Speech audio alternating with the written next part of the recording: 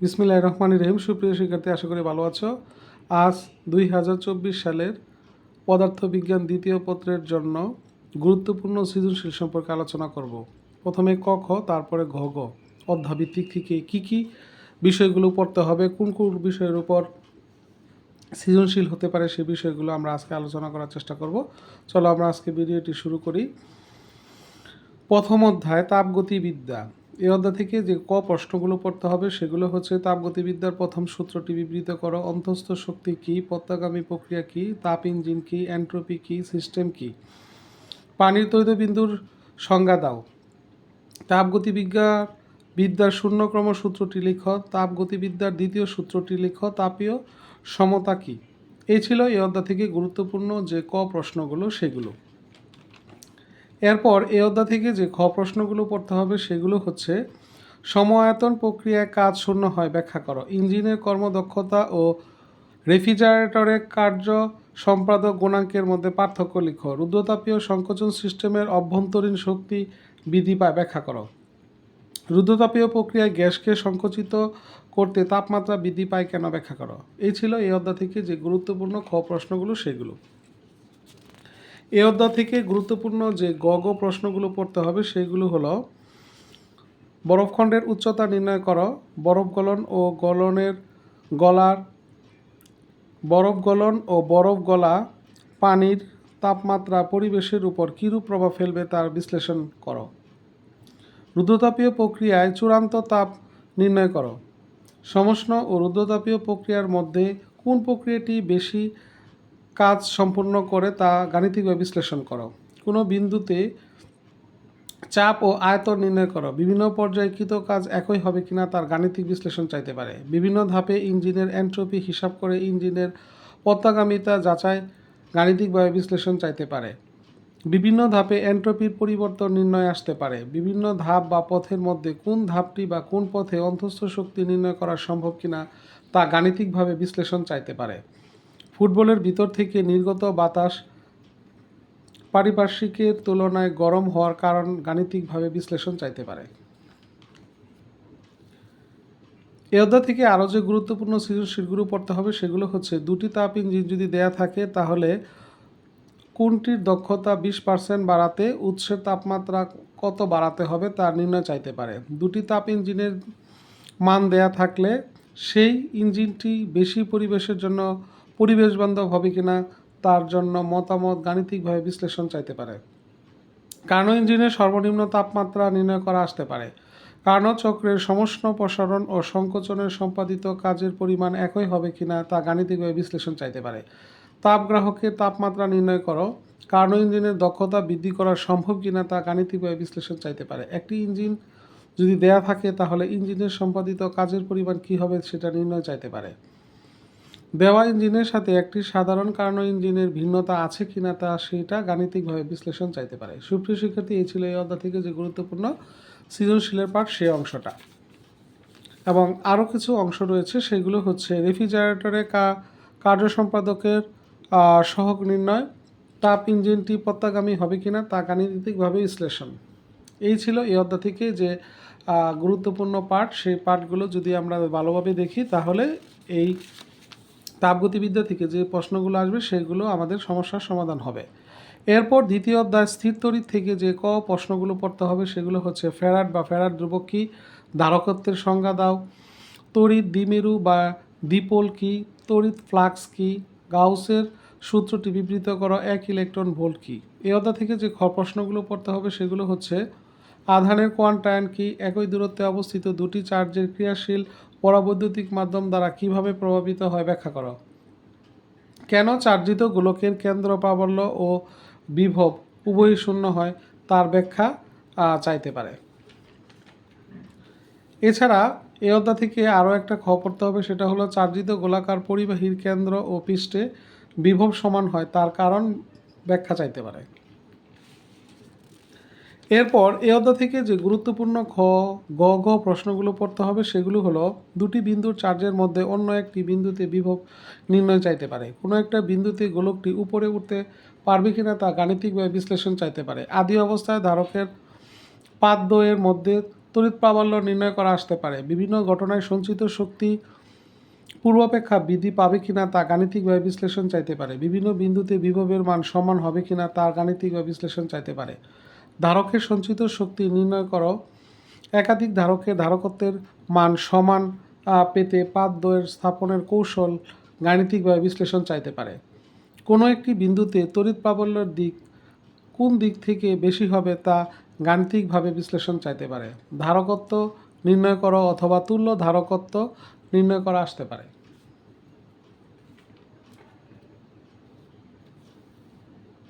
এই অধ্যায় থেকে আরও যে গুরুত্বপূর্ণ প্রশ্নগুলো পড়তে হবে সেগুলো হচ্ছে ধারকের সঞ্চিত শক্তি পূর্বকার সঞ্চিত শক্তি 1/4 হবে কিনা তা গাণিতিকভাবে বিশ্লেষণ চাইতে পারে। তড়িৎ আকর্ষণের বলের মান নির্ণয় চাইতে পারে। তড়িৎ বলের প্রকৃতি সমান নয় বা ভিন্ন হবে কিনা তা গাণিতিকভাবে বিশ্লেষণ চাইতে পারে। দুটি বর্তনী যদি দেয়া থাকে তাহলে কোনটিতে সঞ্চিত শক্তির পরিমাণ বেশি হবে সেটা গাণিতিকভাবে বিশ্লেষণ চাইতে পারে। কেন্দ্রে চার্জিত বস্তু স্থাপনের পূর্বে কেন্দ্রে বিভবের মান নির্ণয় করো।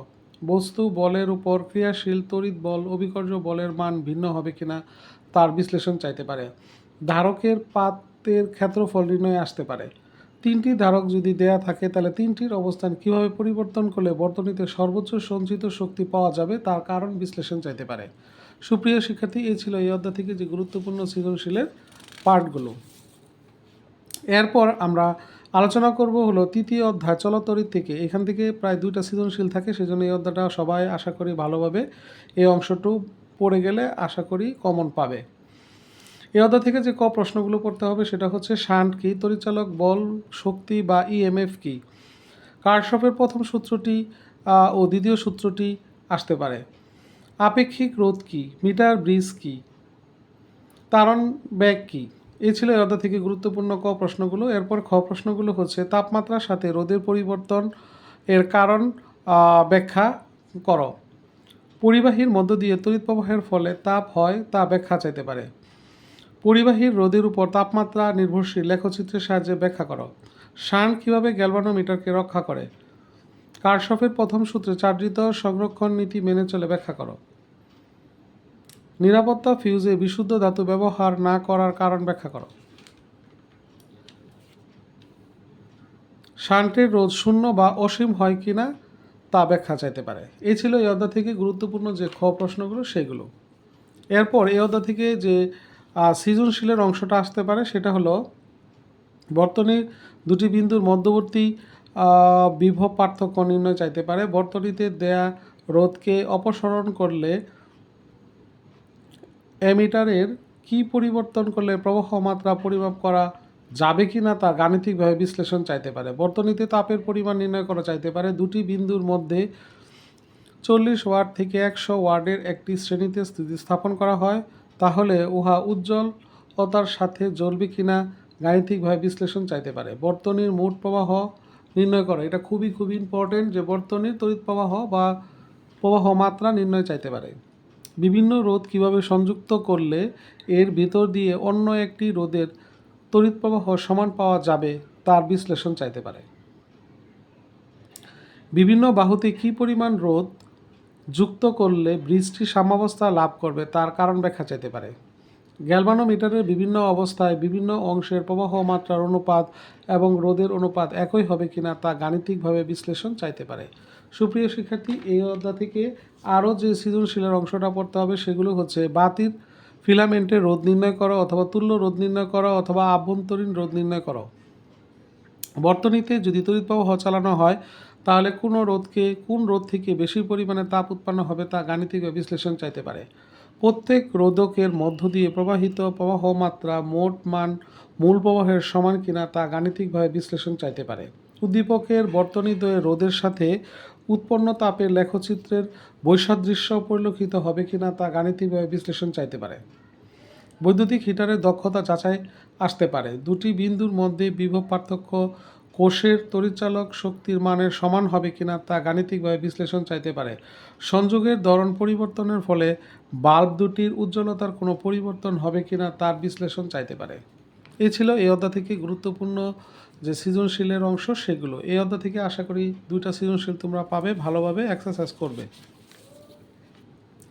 এরপর সপ্তম অধ্যায় ভৌত আলোক বিজ্ঞান, এ থেকে যে প্রশ্নগুলো পড়তে হবে সেগুলো হচ্ছে তরঙ্গ মুখ কী, আলোর সমবর্তন অপবর্তন কী, গ্রেটিং ধ্রুবক কী, তরঙ্গের ব্যতিচার কী, সুসংগত উৎস কী, হাইগ্রান্স এর নীতিটি লিখো, তড়িৎচুম্বকীয় তরঙ্গ কী। খ খ প্রশ্নগুলো যেগুলো পড়তে হবে সেটা হচ্ছে ব্যতিচার অপবর্তনের আলোক ঘটনা দুটির মৌলিক পার্থক্য ব্যাখ্যা, অনুদৈর্ঘ্য তরঙ্গ সমবর্তিত হয় না ব্যাখ্যা করো, সুসংগত উৎসের বৈশিষ্ট্য ব্যাখ্যা করো, ইয়ংয়ের দ্বিতীয় দ্বিচির পরীক্ষায় ব্যতিচার ঝালরের কেন্দ্রীয় পট্টির উজ্জ্বলতা অন্যান্য উজ্জ্বল ডোরার চেয়ে বেশি কেন তার কারণ ব্যাখ্যা করো। এই অধ্যায় থেকে যে গুরুত্বপূর্ণ প্রশ্নগুলো পড়তে হবে সেগুলো হচ্ছে ব্যতিচার ঝালরের প্রস্থ নির্ণয় করো, বিভিন্ন প্রস্থের ইয়াংয়ের দ্বিচির পরীক্ষায় উভয় ক্ষেত্রে একই তরঙ্গ দৈর্ঘ্যের আলোর জন্য প্রথম চরমের কৌণিক বিস্তার অভিন্ন হবে কিনা তা গাণিতিকভাবে বিশ্লেষণ চাইতে পারে। চির থেকে পর্দার দূরত্ব নির্ণয় চাইতে পারে। কেন্দ্রীয় চরম থেকে একটি দূরত্বের কততম উজ্জ্বল ডোরার সৃষ্টি করতে পারে তার কারণ বিশ্লেষণ চাইতে পারে। আলোর তরঙ্গ দৈর্ঘ্যের মান সমান আলোর তরঙ্গ দৈর্ঘ্যের মান নির্ণয় করো। চিরের ব্যবধান অর্ধেক যদি করা হয় তা তরঙ্গ দৈর্ঘ্যের কিরূপ পরিবর্তন হবে তা গাণিতিকভাবে চাইতে পারে।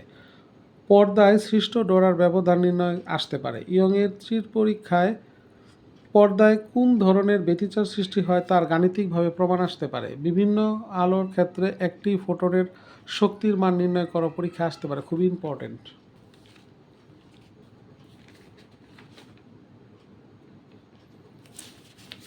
এরপর অষ্টম অধ্যায় থেকে অর্থাৎ আধুনিক পদার্থবিজ্ঞানের সূচনা থেকে যে প্রশ্নগুলো পড়তে হবে সেটা হচ্ছে কাল দীর্ঘায়ন কী, কৃষ্ণ বস্তু কী, জড় কাঠামো কী, সূচন কম্পাঙ্ক কী, আলোক তড়িৎ ক্রিয়া কী।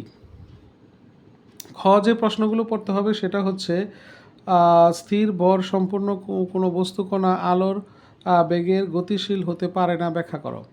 কোনো বস্তুর আলোর বেগের থেকে বেশি বেগে চলা সম্ভব হলে ভরের কী পরিবর্তন ঘটতে পারে তার ব্যাখ্যা করো।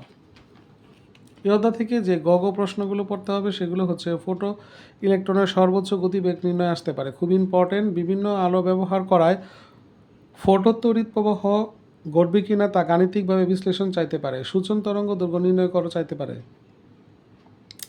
ধাতুখণ্ডের উপর 3800 অ্যামস্ট্রং তরঙ্গ দৈর্ঘ্যের আলোকরশ্মি আপতিত হলে ইলেকট্রন নির্গত হবে কিনা তা গাণিতিকভাবে বিশ্লেষণ চাইতে পারে। তামার দণ্ড থেকে প্রাপ্ত শক্তি নির্ণয় আসতে পারে। প্রস্থ ও বেদ আপেক্ষিক কতার বিবেচনায় দ্রবণে প্রস্থ এবং বেদ আপেক্ষিকতার বিবেচনায় এনে রকেট তামার ঘনত্বের কিরূপ পরিবর্তন হবে তা গাণিতিকভাবে বিশ্লেষণ চাইতে পারে। নির্গত ইলেকট্রনের সর্বোচ্চ গতিশক্তি নির্ণয় আসতে পারে, যে নির্গত ইলেকট্রনের সর্বোচ্চ গতিশক্তি নির্ণয় করো। তিনটি ধাতুর ক্ষেত্রে নিবৃত্তি বিভবের তুলনামূলক বিশ্লেষণ চাইতে পারে। নবযানের বেগ দ্বিগুণ করলে গতিশীল ভর দ্বিগুণ হবে কিনা তা গাণিতিকভাবে বিশ্লেষণ চাইতে পারে। যুদ্ধ বিমানের বেগ অর্ধেক যদি করা হয় তাহলে এর ভর স্থির ভরের দ্বিগুণ হবে কিনা তা গাণিতিকভাবে বিশ্লেষণ চাইতে পারে। সুপ্রিয় শিক্ষার্থী, এই ছিল এই অধ্যায় থেকে যে গুরুত্বপূর্ণ সৃজনশীলের অংশ সেগুলো। এরপর নবম অধ্যায় অর্থাৎ পরমাণুর মডেল এবং নিউক্লিয়ার পদার্থবিজ্ঞান থেকে যে প্রশ্নগুলো পড়তে হবে সেগুলো হচ্ছে গড় আয়ুর সংজ্ঞা দাও, নিউক্লিয়ার ফিশন ও ফিউশনের সংজ্ঞা, ক্ষয় ধ্রুবক কী, নিউক্লিয়ন কী, বর ত্রুটি কী। খ প্রশ্ন হিসাবে পড়তে হবে নিউক্লিয়ার ফিশন ও ফিউশন বিক্রিয়ার মধ্যে কোনটি বেশি নিরাপদ তার ব্যাখ্যা চাইতে পারে। রেডনের অর্ধায়ু 3.82 দিন বলতে কী বুঝো। বোর মডেলের সাহায্যে কিভাবে রাদারফোর্ডের পরমাণু মডেলের সীমাবদ্ধতা দূর করা হয়েছে তা ব্যাখ্যা করো। এই অধ্যায় থেকে যে প্রশ্নগুলো পড়তে হবে সেগুলো হচ্ছে অর্ধায়ু নির্ণয় করো, নিউক্লিয়ার ফিশন বিক্রিয়ার যে ভাঙন প্রক্রিয়াটা আছে সেটার ব্যাখ্যা চাইতে পারে। বন্ধন শক্তি ইলেকট্রন ভোল্ট এককে নির্ণয় করো। দুটি মৌলের ক্ষেত্রে গড় আয়ু কি একই হবে কিনা তার বিশ্লেষণ চাইতে পারে।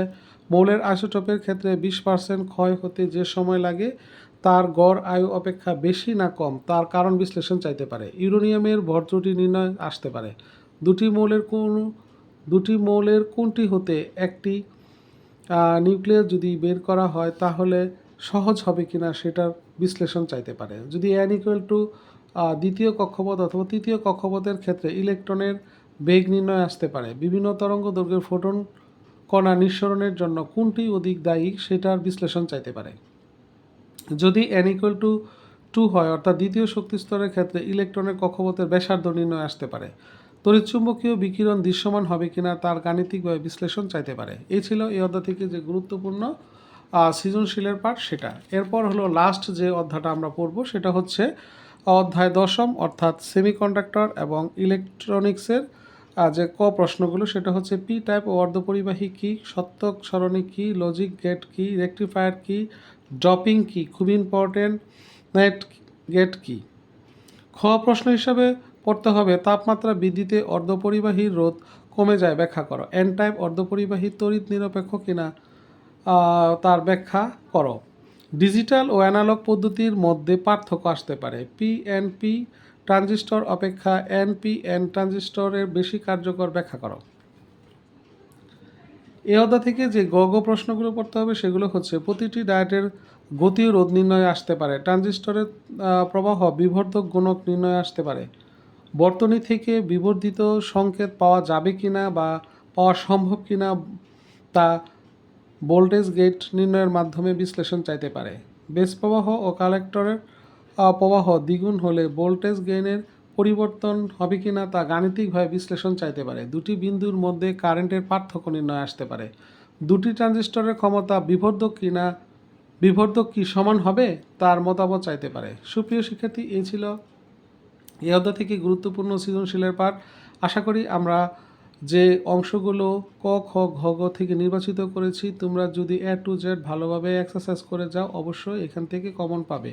এই চ্যানেলে আরও গুরুত্বপূর্ণ ভিডিও দেওয়া রয়েছে আর সেগুলো অবশ্যই তোমরা ভিজিট করবে এবং ভিডিওটি ফার্স্ট ও লাস্ট দেখবে এবং ভালো লাগলে অবশ্যই চ্যানেলটাকে সাবস্ক্রাইব করবে। তোমরা ভালো এবং সুস্থ থাকো সে আশা ব্যক্ত করে আজকের মতো এখানে সমাপ্ত। আল্লাহ হাফেজ।